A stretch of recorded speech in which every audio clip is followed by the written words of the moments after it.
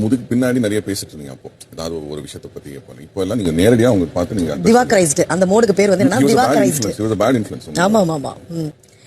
அப்படி பேசினாலுமே வந்து அவர் தான் அதிகமா பேசியிருப்பாரு. நீங்க அதை நோட் பண்ணி இருந்திருக்கணும். ஒன்னு சொல்லட்டுமா, அவரால உன் கேம் ஸ்பாயில் ஆனது, உன்னால அவர் கேம் ஸ்பாயில் ஆனது, இது ரெண்டுமே ஒத்துக்க வேண்டியது. என்னால அவர் கேம் ஸ்பாயில் ஆச்சு சொல்லிடணும். இல்லனா அதை வச்சு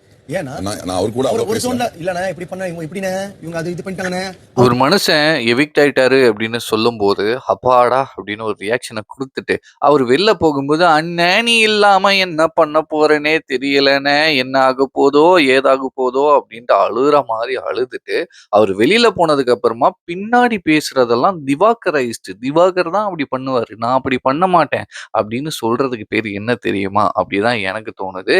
திவாகர் அவர்கள் உள்ள இருக்கும்போது திவாகரும் பார்வதியும் 2 பேரும் சேர்ந்துகிட்டு அவங்க இப்படினே அவங்க அப்படினே உட்காந்து குச்சு குச்சு குச்சுன்னு பேசிக்கிட்டு அவர் வந்து எல்லாத்துக்குமே வந்து பூம் பூம் மாடுமன் தலையை தான் ஆட்டுவாரு. ஆனா சொல்றது, அவர் ஆட்டி படைக்கிறது, அவரை மேனிப்புலேட் பண்றது எல்லாமே பார்வதியா தான் இருப்பாங்க. அந்த ஒரு சில கிளிப்பிங்ஸும் சரி, அந்த எபிசோட்ஸும் சரி எடுத்து பார்த்தா உங்களுக்கே நல்லா புரியும்.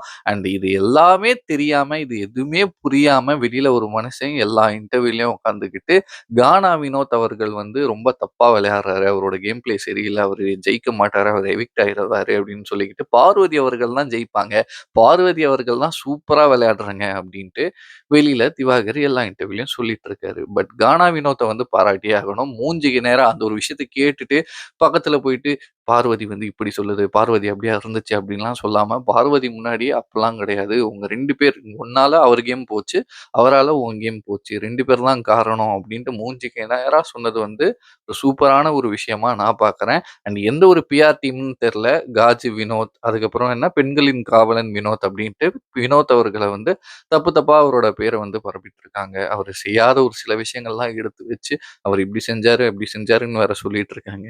அது வந்து ஒரு கரெக்டான ஒரு விஷயமா எனக்கு படல. இந்த ஒரு சம்பவத்தை பத்தி பார்வதி சொன்ன திவாகரைஸ்ட பத்தி நீங்க என்ன நினைக்கிறீங்களோ மறக்காம என் கூட ஷேர் பண்ணிக்கோங்க. பாய்.